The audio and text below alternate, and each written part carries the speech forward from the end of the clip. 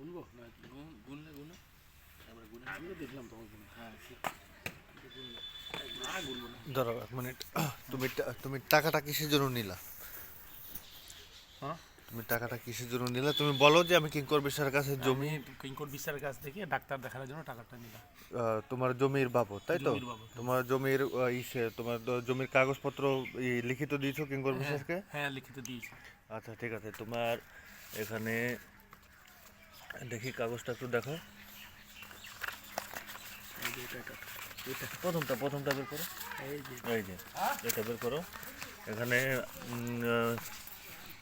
শ্রী সুশীল সরেন তার টাকার দরকার হওয়ার জন্য কিঙ্কর বিশ্বাসের কাছে জমি রেখেছে। জমির বন্ধক হিসাবে। হ্যাঁ, বন্ধক হিসাবে 50,000 টাকার জন্য।